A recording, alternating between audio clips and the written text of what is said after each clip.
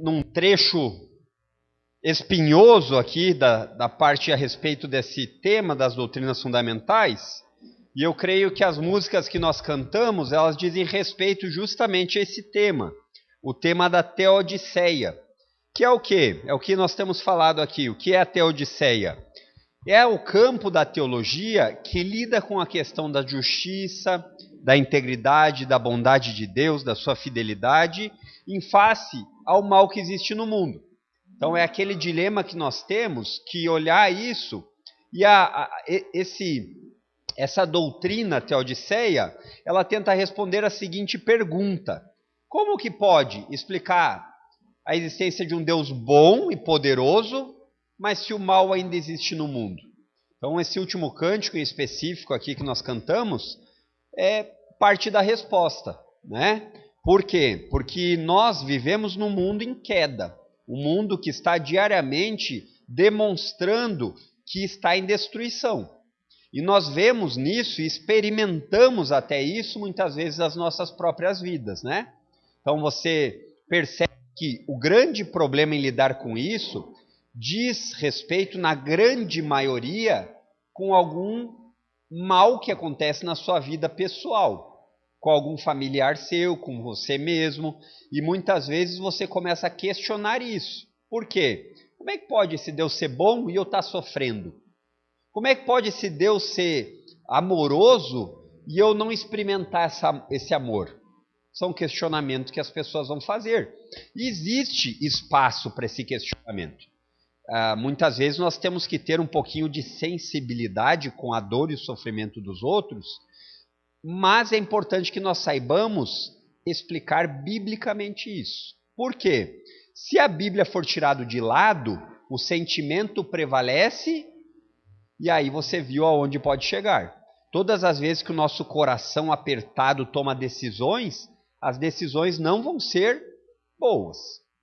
Então, é importante que nós saibamos, como crentes, responder essa pergunta, e mais do que responder, viver nesse dilema, nessa perspectiva aqui de Deus é bom e poderoso, mas o mal existe no mundo, com a Bíblia.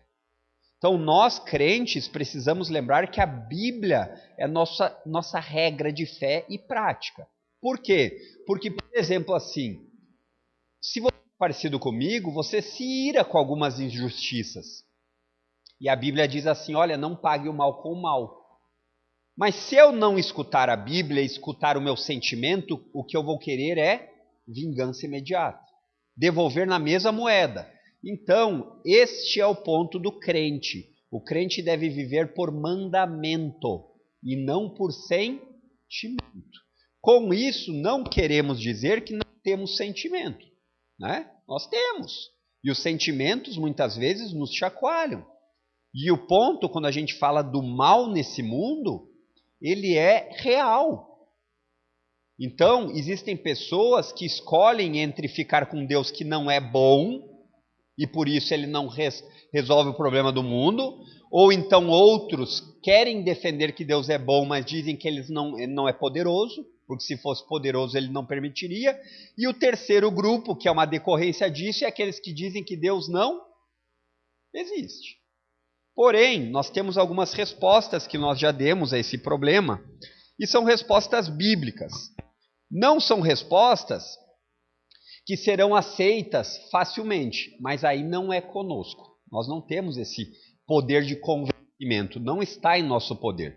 Nós temos que ter a capacidade de explicar o que a Bíblia ensina. Então, Paulo fala que quando o evangelho é pregado, quando a mensagem de salvação é falada a respeito que Jesus veio salvar pecadores, morreu por esses pecados e ressuscitou para a sua justificação, é o que nós falamos de Romanos capítulo 4, dos versos 18 a 25 do último culto. Mas Paulo, lá na sua carta aos Coríntios, ele vai dizer que isso acontece e tem um efeito na vida das pessoas. Não é que as pessoas não entendam intelectualmente, mas as pessoas não querem aceitar porque aquilo é ofensivo. Então o apóstolo Paulo diz que quando nós sabemos essa informação e falamos para as pessoas, tem um aroma. Para aqueles que crerem naquilo que é falado, tem cheiro de vida. É um perfume de vida, vida eterna. E para aqueles que escutam e não crê, tem cheiro de morte, morte eterna. E quando eu penso nesse texto que o apóstolo Paulo fala, eu tento imaginar o cheiro, né? Se você já viu algo que está em processo de putrefação, de destruição, você sabe que o cheiro não é bom. E o problema não é que o cheiro apenas não é bom, mas que essas pessoas não sentem que elas estão cheirando a morte. E esse é um problema. Mas nós não temos como resolver isso, porque isso é com Deus. O que nós temos é que saber a resposta. Então, a primeira resposta bíblica a esse problema do mal é que Deus não criou o mal moral, isto é, o pecado. O pecado entra no mundo, lá em Gênesis 3, nós chamamos teologicamente de queda, que é o resultado do homem desobedecer a Deus. E com essa desobediência a Deus, entra o pecado no mundo e o pecado amaldiçoa toda a criação. Por quê? Porque o homem foi feito como a pérola preciosa. Então a atitude que ele teve não ficou nele mesmo, contaminou tudo. Até a própria criação, a natureza, as pessoas. Então esse é um problema grave, mas que nem todos querem enxergar. Então a resposta é: Deus não criou o mal, isto é, o pecado. O pecado entrou no mundo como um parasita, uma aversão da obediência. E por causa disso, os homens colhem suas consequências. Certo? Essa é a primeira resposta. E essa eu diria que é a resposta base para você chegar em todos os outros problemas. Por quê? Porque quando você olha uma pessoa com qualquer tipo de defeito, ou qualquer tipo de imoralidade, ou qualquer tipo de desvio de conduta, está relacionado com o primeiro problema, que é o pecado entrando no mundo. Ah, mas fica só nos seres humanos? Não. O mato e todas essas pragas que acontecem e essas deturpações da ideia de como deveria ser, é por causa do pecado. Então você percebe isso, que o apóstolo Paulo vai falar lá em Romanos capítulo 8, que a criação está gemendo, sofrendo os efeitos da maldição do pecado, aguardando ansiosamente o dia que os filhos de Deus, ou seja, o dia que Deus vai trazer de novo aquele paraíso. Isso vai ser na glorificação. Tá? Então essa é a primeira pergunta, essa é a primeira resposta a essa pergunta. Então, talvez existam aqueles que são mais maldosos e espertinhos, que vão procurar na Bíblia, ou agora está fácil, tem até inteligência artificial, e colocar lá: mas a Bíblia não fala que Deus criou o mal? Aí vai aparecer lá, sim, Isaías 45, 7. A resposta para isso é: aprenda o contexto. Texto fora de contexto vira pretexto para manipular ideias.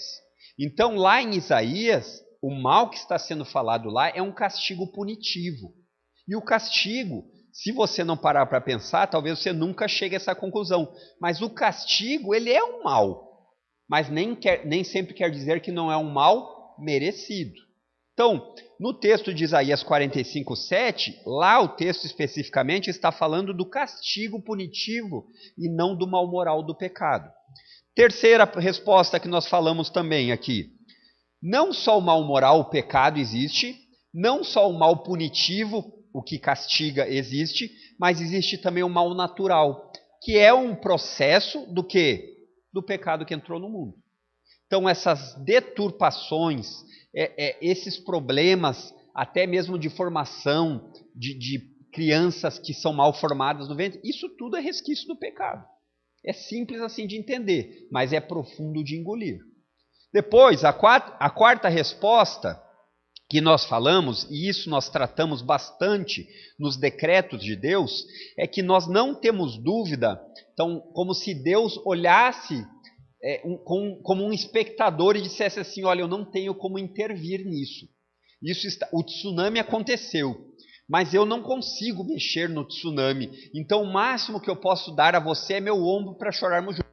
Não é isso que a Bíblia fala. A Bíblia fala que Deus, ele permite, ele decreta, ele usa e até ordena muitas vezes o mal em todos os seus aspectos. É verdade que isso nem sempre é fácil de ser compreendido ou engolido, né? Depois nós falamos aqui, a quinta resposta é que Deus é soberano e santo.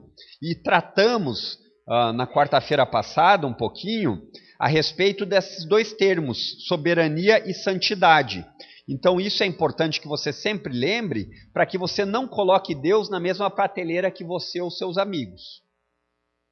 Como se Deus dependesse de nós para alguma coisa. Como se Deus devesse satisfação a nós. A Bíblia é muito dura e direta nisso. Ele não deve. Ele não deve.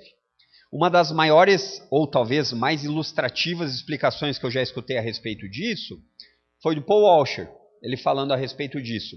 Qual é o problema quando nós tratamos com a ideia do mal no mundo? É que nós temos internamente em nós um equívoco de nós somos bons por natureza. Se você nunca teve isso, parabéns. Eu já várias vezes pensei, não, mas a gente não merece isso, a gente é bom. E esse é um resquício de uma teologia que não é bíblica. Porque o homem, ele não merece nada além de condenação. É duro, mas por que isso? Porque desde a queda, o homem foi separado de Deus. Ele é inimigo de Deus. Por culpa de quem? Dele. Então, se você parar para pensar que ninguém merece salvação, se Deus salvasse uma só, ele seria bom? Seria. Se Deus salvasse dois, graças a Deus por isso, ele precisaria salvar? Não. Então, o Paul Washer, ele fez a ilustração falando do filme do Senhor dos Anéis, né? O filme traz mais fácil a ilustração, mas dos livros, onde tem uns seres meio hediondos, feios, lá os orques. Então, muitas vezes o problema é que nós nos olhamos e não nos achamos como orques. Nós nos achamos como a coisa mais bonita do mundo, né? Isso acontece. Então, quando você faz isso, você diz assim, olha, eu não mereço nada de ruim na minha vida. Porém, ele diz que, do ponto de vista bíblico, a partir da queda, toda a humanidade é como se fossem orques, feiosos, desprovidos de glória e merecedores de condenação. Mas, no entanto, aprove a Deus, por seu amor, resgatar os orques. O problema é, ele não deve nada a nenhum. E se ele resgatar apenas 10, louvado seja o Senhor. Se ele resgatar 70, louvado seja o Senhor. Entenderam? Essa é a perspectiva. O problema é o ponto de partida. Quando nós fazemos teologia a partir do ponto de partida que o ser humano é bom, intrinsecamente bom, o resultado é que nós enxergamos Deus como mal, injusto. Agora, quando você parte da perspectiva bíblica de que não existe nada de bom no ser humano, você olha para a cruz e você diz assim, louvado seja o Senhor, me resgatou de mim mesmo. Então, ponto 5 aqui da resposta, Deus é soberano, quer dizer que ele não deve explicação a ninguém. No governo de Deus não é maioria, é monarquia. Não é a maioria que vence, é o rei que decreta. E ele é santo porque Deus é totalmente averso ao pecado. Sendo assim, Deus não tem nada para ser comparado com algo ruim, porque isso faz parte da queda.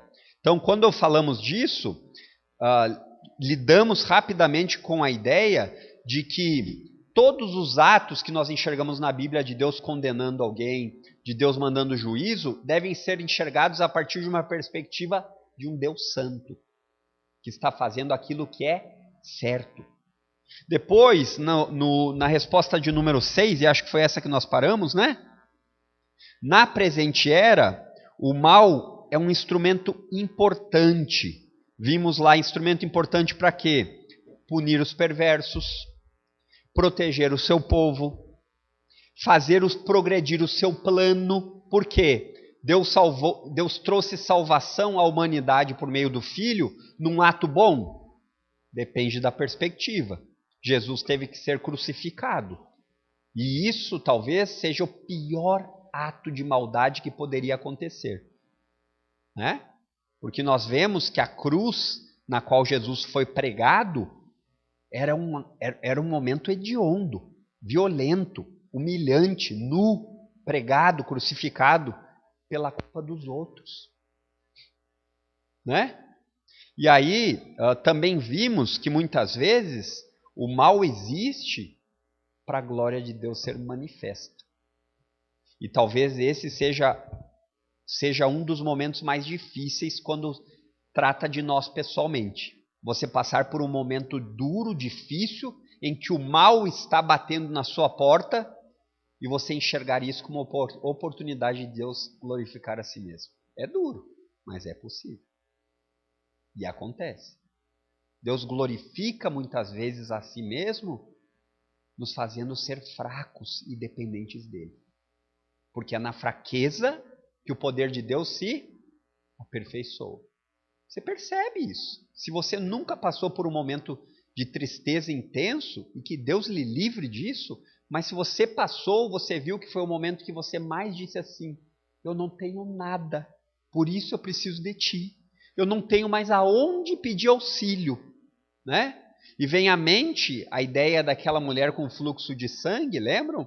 Uma hemorragia, e que ela tinha gastado tudo com os médicos. Ou seja, ela tentou fazer o que estava ao alcance dela, até o momento que ela disse assim: eu já não tenho nem como continuar buscando.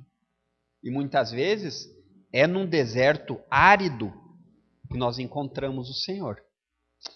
Então hoje, queridos, vamos dar continuidade aqui nas 3 últimas respostas a esse problema. E a resposta de número 7, e essa é muito interessante, talvez você nunca tenha pensado nisso, que o mal tem também um propósito didático e disciplinador. Nossa, nunca pensei nisso. É muito simples de você pensar. Pergunte para o seu filho se ele gosta de ir no dentista.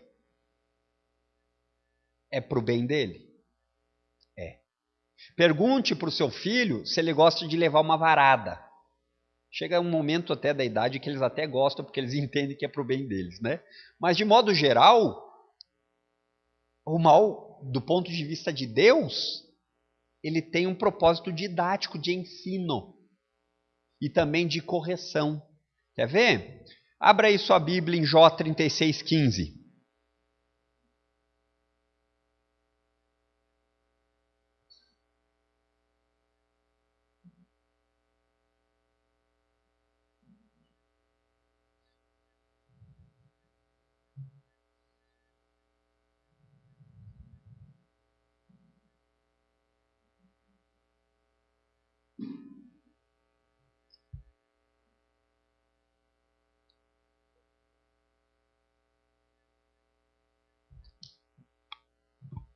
A realidade, irmãos, é que momentos duros e de dor, que nós tentamos fugir, e na medida do possível que Deus nos livre deles, mas eles são momentos, sim, que Deus muitas vezes aperfeiçoa os santos.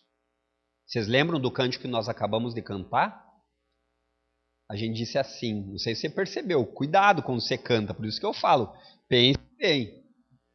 Mais perto de ti eu quero estar, ainda que seja a dor que me una a ti. É isso mesmo? Tem consciência do que você está falando? Assim são orações. Cuidado com as orações. Né? Porque se você ora e não pensa a respeito disso e diz: olha, Senhor, eu quero estar mais perto de ti, mesmo que seja por meio da dor. Olha, Deus capaz de lhe escutar. Cuidado. Então diz assim o verso 15. Mas aos que sofrem, estou na NVI aqui, deixa eu trocar a versão. Ele diz assim: mas por meio do sofrimento, ele livra os que sofrem e por meio da adversidade obtém sua atenção. Vocês devem lembrar que Jó aqui está num momento bem fácil da sua vida, né? Você percebe que o livro de Jó é um livro de intenso sofrimento e de intenso desconhecimento. Porque Jó passa a maior parte aqui do seu relato sem entender direito o porquê que estava acontecendo. Porque ele diz assim: olha, eu sei que eu sou pecador, mas essas coisas aí eu não fiz. No entanto, ele vai desenrolando o livro e você vê que ele vai sendo corrigido, disciplinado e santificado. Jó aumenta o seu relacionamento com Deus por meio do sofrimento. Então isso é bem importante de entender. Agora pule lá para o Salmo 119.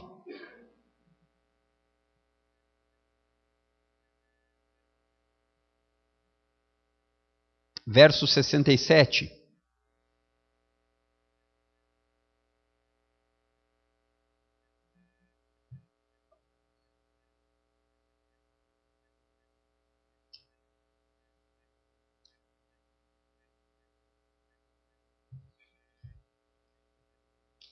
O salmista diz assim, verso 67, antes de me disciplinares, eu vivia desviado.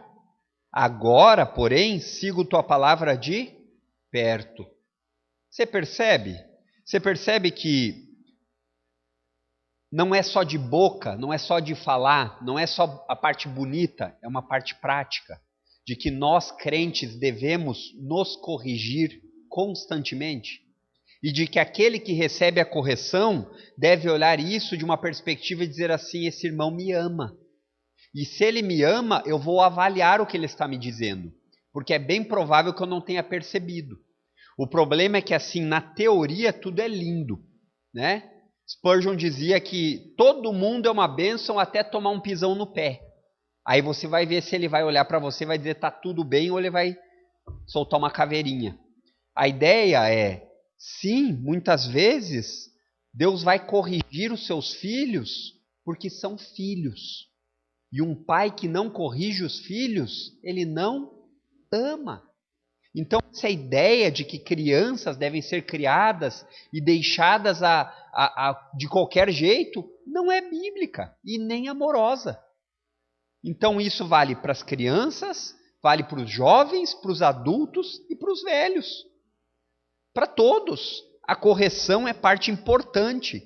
O problema é que nós não gostamos de correção, né? Na entrevista aqui, né, eu fiquei sabendo aí que teve representantes aí da minha parte de perguntas aí, até acho que vi um programa de TV, se não me engano. É muito fácil dizer assim, olha, você está disposto a ser corrigido? Sim, estou. Quando eu lhe ligar, nós vamos ver então. Só que é lógico que essa correção, ela não tem um intuito de esmagar alguém. Ela não tem um intuito de mostrar que essa pessoa ela é uma fracassada.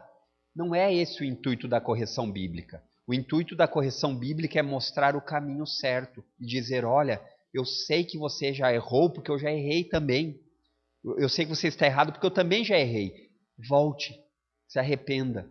E isso vale também para a correção com os nossos filhos. Muitas vezes nós temos o costume de fazer comparações farisaicas do tipo assim, mas eu não faço isso daí. Eu nunca fiz isso. Você está sendo muito mal agradecido porque na tua idade não é isso. Não é assim. Você faz de uma forma que a correção demonstre amor. E quando existe amor, você pode fazer uma correção dura, que ela vai ser aceita. Então, abra aí agora, pule aí alguns versos para o verso 71. Ele diz assim, a alegria foi boa para mim, pois me ensinou a dar atenção aos teus decretos. Não é isso que o salmista diz. Embora tenha também isso, né? Mas ele diz, o sofrimento foi bom para mim, pois me ensinou a dar atenção aos teus decretos. O momento duro da alma, a noite escura da alma, ela traz dois reflexos na vida das pessoas. Ou você amaldiçoa a Deus, ou você se humilha diante dele. O salmista foi para a opção 2. Ele diz assim, eu entendi. Eu entendi que sofrer, muitas vezes, faz parte do meu amadurecimento. E eu também tenho aprendido isso. E eu digo uma tática que eu tenho usado, e eu vou passar aos irmãos, talvez os irmãos queiram também copiar essa tática, é assim, em oração, Senhor, me ajuda a lembrar nos dias bons, para que eu não tenha que ir para os dias maus de novo. Me ajuda.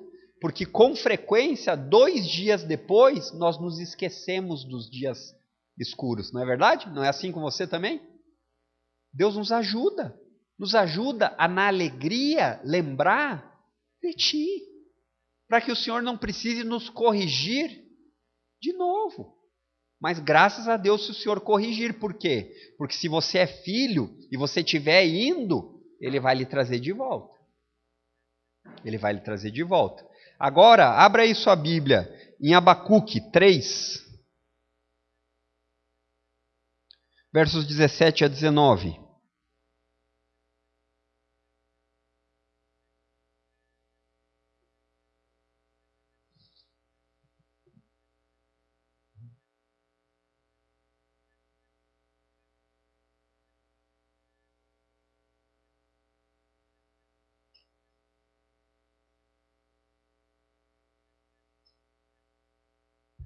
Então você percebe que esses textos que nós estamos lendo, eles são a base fundamental para essa resposta 7. Que Deus, muitas vezes, tem um propósito didático e disciplinador no mal. E quando você lê aqui esse texto agora de Abacuque, você vai perceber que Abacuque ele passa por um momento de intenso sofrimento, de medo, de angústia. Por quê? Porque ele não tem visto o alívio de Deus. Ele tem visto o povo sendo oprimido.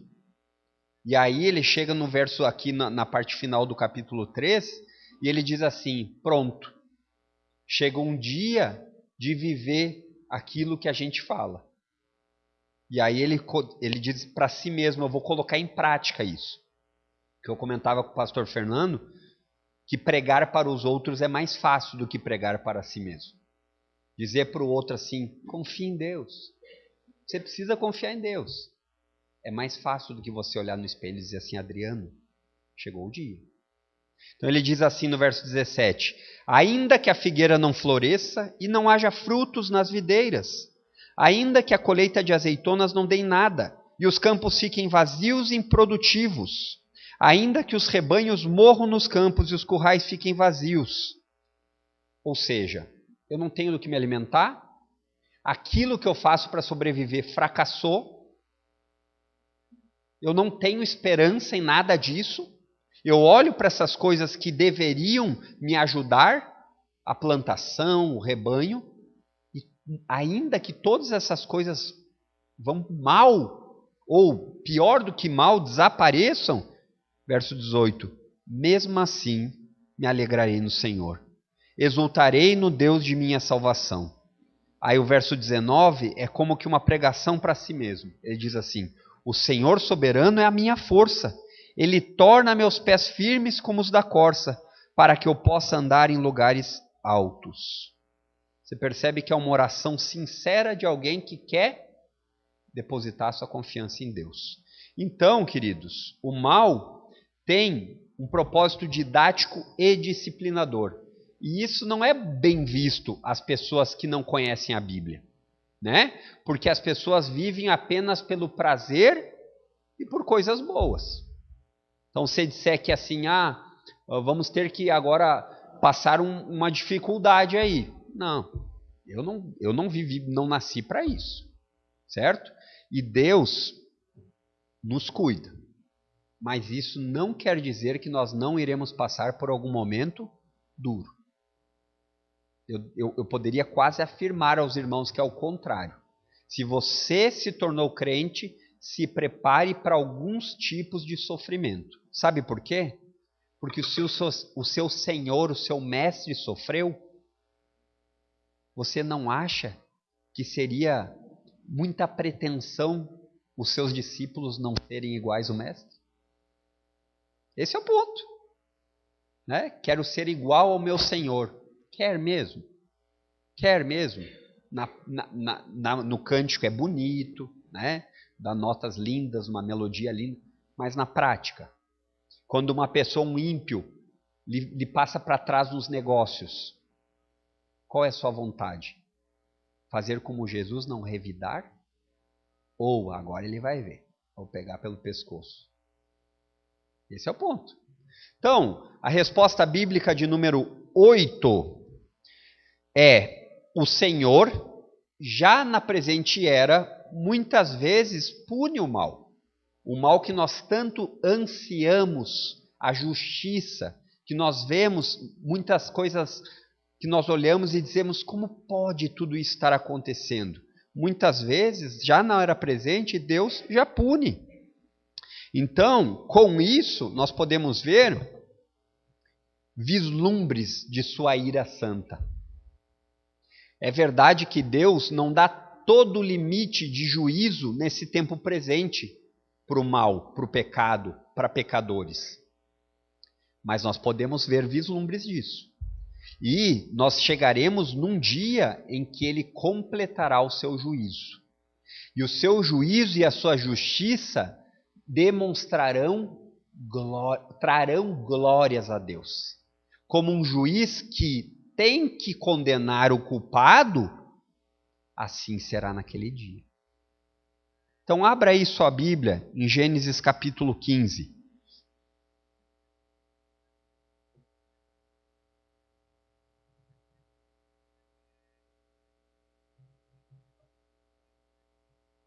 Aqui nós vemos uma descrição de um juízo que já aconteceu. De um juízo que aconteceu, não podemos falar na era presente no sentido do dia de hoje, mas nessa era, nesse tempo. Ele diz assim: depois de 4 gerações, seus descendentes voltarão a essa terra, pois a maldade dos amorreus ainda não chegou ao ponto de provocar meu castigo. Então o texto aqui, resumindo, ele quer nos dizer assim: Deus está no controle. E as coisas caminham não desgovernadas, mas de acordo com o seu plano.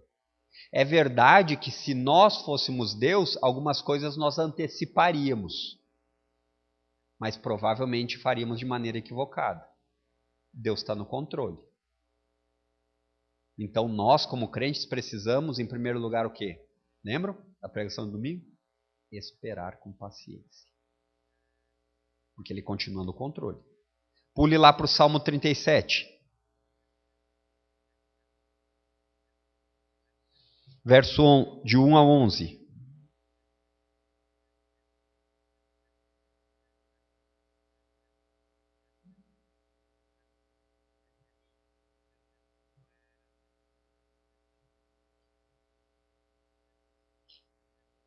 Irmãos, é importante que você crie o hábito de se alimentar da palavra de Deus quando tudo vai bem. Para que no momento que você precisar colocar em prática, você tenha bem claro qual deve ser a sua direção. Então, por exemplo, aqui o salmista vai nos dizer a respeito de algo que você já deve ter olhado e dito assim: como é que pode esse cara não ama a Deus? Como é que pode esse cara é desonesto e ele prospera e tudo mais? Não vá por aí. Vá para a Bíblia e pense no que a Bíblia lhe ensina a respeito disso. Ele diz assim, verso 1. Não se preocupe com os perversos, nem tenha inveja dos que praticam o mal, pois como o capim logo secarão, e como a grama verde logo murcharão. Confie no Senhor e faça o bem, e você viverá seguro na terra e prosperará. Busque no Senhor a sua alegria, e Ele lhe dará os desejos de seu coração. Eita, versículo mal entendido, né? Ah, mas eu vou orar. Senhor, me dá o desejo do meu coração, está escrito na tua palavra. Se você está buscando o Senhor, os desejos do seu coração estarão alinhados ao Senhor. É assim. Então sim, eu muitas vezes eu mando para os irmãos que Deus conceda os desejos do seu coração. Mas porque eu sei que os desejos do coração desses irmãos têm o desejo de glorificar a Deus. É nesse perfil aqui que o salmista está falando. Aí ele diz no verso 5, o remédio para quando a gente olha essas injustiças, pessoas que não amam a Deus, serem melhor sucedidas do que nós. Ele diz assim: entregue seu caminho ao Senhor, confie nele e ele o ajudará. Aí tornará sua inocência radiante como o amanhecer e a justiça de sua causa como o sol do meio-dia. Aquiete-se na presença do Senhor, espere nele com paciência. Mas é difícil, porque no momento que a gente olha essas coisas, o que a gente menos quer é Paciência. Nós queremos um expresso rápido, um trem-bala da justiça. Só que não é assim que o Senhor fala. Ele diz, olha, não faça assim. Não se preocupe. Ele repete de novo, isso é uma forma de paralelismo quando o salmista fala e depois ele repete aquilo que ele falou com mais explicação. Ele diz assim, aquiete-se na presença do Senhor, espere nele com paciência. Não se preocupe com o perverso que prospera, nem se aborreça com seus planos maldosos. Deixe a ira de lado, não se enfureça, não perca a calma, isso só lhe trará prejuízo. Aí ele explica por quê. Porque existe um fim para isso. Ninguém vai passar impune. Esses governantes que diariamente fazem essas injustiças não passarão impunes. Aí ele diz, verso 9, os perversos serão destruídos. Mas os que confiam no Senhor possuirão a terra. E em breve o perverso desaparecerá. Ainda que o procure, não o encontrará. Aí o verso 11 para finalizar. Os humildes, quando fala humildes aqui, pessoas que reconhecem que dependem do Senhor para tudo. Essa é a ideia de humildade. Os humildes possuirão a terra e viverão em paz e prosperidade. Se não agora, na eternidade. O nosso olhar ele não pode ser vinculado a esses poucos anos de vida. Certo? Depois, aqui o apóstolo Paulo também fala lá no capítulo 1 de Romanos, lembram? Do juízo de Deus que de certa forma já é experimentado naquilo que os homens fazem com a sua própria natureza e não deveriam. E também as mulheres, ele fala a respeito de alguns atos não naturais. Isso já é um tipo de juízo de Deus. Certo? Então, na presente era, embora não de maneira completa, porque o Senhor tem um tempo, ele tem pessoas a salvar, que ele quer salvar no tempo e no espaço, e ele está fazendo isso, mas chegará um dia em que ele vai dar um basta. Vai dar um basta. E por fim, a última pergunta, ou a última resposta aqui para a pergunta do mal e essa aqui talvez seja a que você tem que ter mais fácil na ponta da sua língua. O cara diz, né? Ah, mas se esse Deus é tão bom, como é que pode ele deixar o mal existir? Olha, não quer dizer que o mal existindo hoje vai existir para sempre. Não quer dizer. Assim disse um cara cabeludo na rua quando foi ao barbeiro. Não quer dizer que ele vai ficar cabeludo para sempre. Quando ele chegou no barbeiro, o cabelo caiu. Assim é a maldade no mundo. Chegará um dia em que Deus vai dar um fim. Certo? Então, na verdade, nós crentes, é exatamente isso que nós esperamos. Que nós ansiamos. O dia em que Deus prometeu que vai dar fim em toda injustiça, todo sofrimento, toda dor, toda lágrima. Nós esperamos esse dia. Nós ansiamos por ele, ou vocês não? Eu anseio. E esse é um motivo também de oração. Volta, Senhor Jesus. Volta e restaura o teu reino. Coloca o teu reino sobre essa terra de uma maneira plena, para que nós possamos de fato desfrutar desse tempo de alegria. Abram lá suas Bíblias em Apocalipse 21.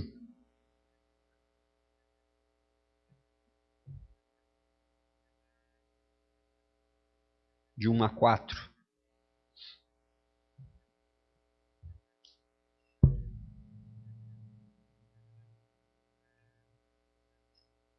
Isso aqui é um bom debate para vocês aí no curso de segunda-feira, né? Diz assim o texto bíblico: Então vi um novo céu e uma nova terra, pois o primeiro céu e a primeira terra já não existiam, e o mar também não mais existia. E vi a cidade santa, a Nova Jerusalém, que descia do céu, da parte de Deus, como uma noiva belamente vestida para o seu marido. Ouvi uma forte voz que vinha do trono e diziam: Vejam, o tabernáculo de Deus está no meio de seu povo. Deus habitará com eles e eles serão seu povo. O próprio Deus estará com eles. Verso 4. Ele lhes enxugará dos olhos toda lágrima, e não haverá mais morte, nem tristeza, nem choro, nem dor. Todas essas coisas passaram para sempre. Então, talvez você não consiga ter isso de uma maneira plena agora. Não chorar, não sofrer, não se angustiar. Mas existe uma promessa que acabará um dia, que esse dia chegará. E quando se fala em promessa, Deus é fiel, poderoso e digno de confiança, ou nós vamos ficar desconfiados? O que nós já aprendemos? É digno de confiança. E se ele é digno de confiança, eu olho para isso e digo assim: vem logo, Senhor Jesus, Maranata. Porque eu anseio por esse tempo em que não haverá mais morte, nem tristeza, nem dor. Eu anseio por esse tempo. Então nós crentes, nós podemos olhar para o futuro e sabermos o que nos aguarda. Por isso que o problema do mal no mundo, embora sim nos preocupe, nos cause muitas vezes sofrimento e dor, mas eles não têm a palavra final. Nós temos a resposta para isso. Nós sabemos o que vem depois da morte. A humanidade, de maneira geral, não sabe. Por isso que eles vivem aqui como se isso tudo fosse o que é, ou o que há. E muitas vezes eles vão viver de uma forma apenas por esse tempo. Miseráveis homens que somos se vivermos só por esse tempo. Então, as respostas bíblicas que demos a esse problema do mal são respostas que talvez não satisfarão os anseios das pessoas, mas elas são completamente compreendidas, bíblicas. Então você tem que sempre lembrar disso. Sua tarefa não é vencer o debate, mas expor a palavra, expor a verdade. Porque o debate, muitas vezes, ele não vai conseguir ser vencido porque existe orgulho. Então você prova para a pessoa que o Grêmio é melhor que o Inter e o cara continua torcendo para o Inter. Acontece. Assim é com o mal no mundo. Você prova para a pessoa que biblicamente tem as melhores respostas e mesmo assim ela não quer crer na Bíblia. Por quê? Porque se ela tiver que crer na Bíblia, ela vai ter que assumir um monte de responsabilidades que ela não está disposta. Inclusive com o abandono do velho homem, né? Tá bem, queridos? Embora espinhoso o assunto, deu para ter uma compreensão geral a respeito da Teodiceia? Então, muito bem. Alguma pergunta a respeito desse tema difícil? Nenhuma? Certeza? Aproveitem que ainda temos 30 segundos. Não? Então vamos orar, ter uma palavra de oração. Convido você a fechar seus olhos e baixar sua cabeça e orarmos ao nosso Deus. Graças te damos, Deus, Pai bondoso, Criador dos céus e da terra, digno de toda a honra, toda a glória e todo o louvor. Graças te damos porque podemos aprender que nada escapa do teu controle soberano. Podemos aprender que o Senhor nos ama por causa de Cristo e que o Senhor, como um pai amoroso, corrige e disciplina seus filhos sempre que necessário. E nós queremos te pedir que o Senhor nos ajude, que o Senhor nos dê, por meio do teu Santo Espírito, prazer e alegria em ti, na tua palavra, na comunhão com outros irmãos, mesmo que diferentes em vários aspectos, mas que o Senhor sempre nos lembre que a nossa união é feita pelo sangue de Cristo e que isso deve ter mais valor do que algumas discordâncias a respeito de coisas secundárias. Nos ajuda também, Senhor, cada vez mais ter comunhão contigo, por meio das disciplinas espirituais importantes que o Senhor nos deu, leitura e oração e comunhão aqui junto com os santos. Reconhecemos diante de Ti, Pai, que somos muito falhos. A incredulidade ainda bate na nossa porta diariamente. Tantas vezes somos chacoalhados pelas circunstâncias. Então a nossa oração e o nosso desejo é: nos ajuda com a nossa falta de fé, Pai. Nos ajuda para que a nossa confiança possa sempre olhar para Ti e não para as circunstâncias. Que dessa forma o Senhor possa ser glorificado ao nos ajudar. É o que nós te pedimos em nome de Cristo. Amém, queridos?